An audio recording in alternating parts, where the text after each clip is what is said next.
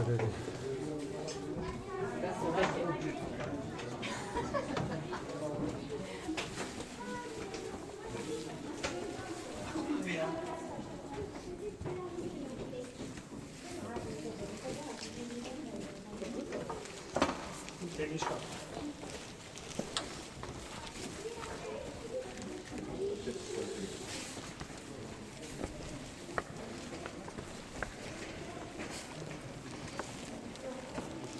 fost făcută vizibilă intrarea în peșteră prin culoarul de 60 de metri pe care am venit datorită unei explozii hidraulice. Probabil vă întrebați cum s-a putut produce o explozie aici. Datorită faptului că anul 1949 a fost un an foarte ploios, toată apa s-a acumulat aici formând un lac cu adâncime de 8 metri. Din cauza presiunii apei, planșeul stalagmitic, pe care îl puteți observa chiar în partea aceasta, a cedat, astfel făcând vizibilă intrarea în peșteră. În anul 1954 a fost descoperită de către localnici, deoarece toată apa scursă din peșteră a inundat o parte din orașul Râșnău. După cum puteți vedea, și acești localnici au uzat amprentele pe acest perete al peșterii, deoarece au intrat cu torțe și dădeau foc la cauciucuri drept o sursă de lumină și totodată și o sursă de căldură. Din punct de vedere geologic, această peșteră este una foarte tânără, având doar 2 milioane de ani. În schimb, roca din care este formată este o rocă jurasică, având între 160 și 170 de milioane de ani.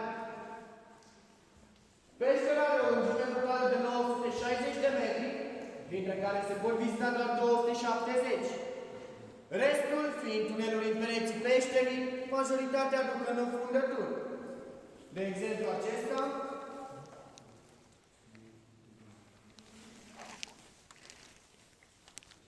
chiar și cel din spatele dumneavoastră de aici.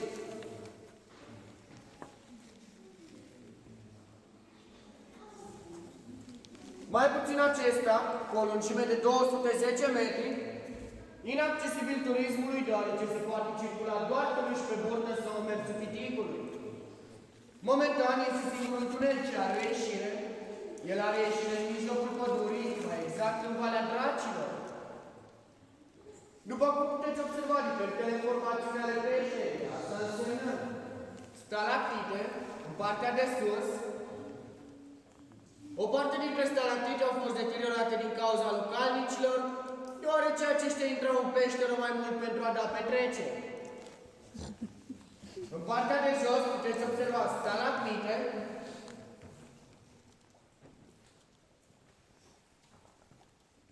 chiar și coloane, ce s-au format în unirea acestor două. Coloana cea mare, respectiv aici în spatele dumneavoastră, coloana cea mică. Pentru a se putea forma o coloană așa mică, este necesar să treacă aproximativ 1000 de ani, deoarece apa care se infiltrează prin tavanul peșterii conține calcar, sare și calciu și se depune 1 centimetru cub odată la 100 de ani. Pe această mică scenă pe care stau, se strâng 5 membri ai Filarmoniei Brașov pentru a organiza diferite concerte. La aceste concerte se cântă muzică de cameră, asta însemnând muzică clasică, muzică jazz sau muzică populară tradițională. Concertele se organizează cu un număr limită de maxim 100 de persoane, iar acustica fiind una foarte bună, membrii filarmonici vin doar cu instrumentele. Tot în partea aceasta, probabil ați observat și acest căluț. Acest căluț a fost sculptat în anul 2010 de către speologi, drept o amintire pentru peșteră și pentru descoperirea ei.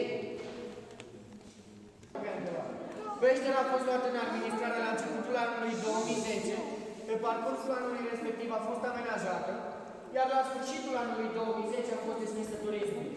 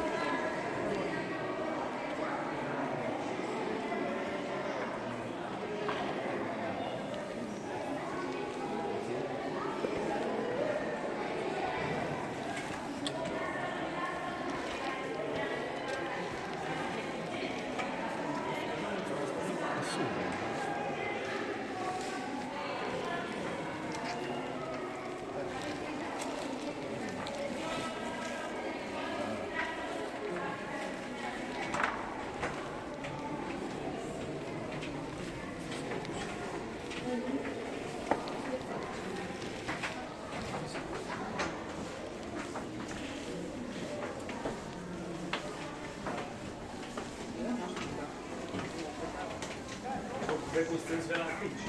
Da, bine, te-aș știți de bară să intrăm în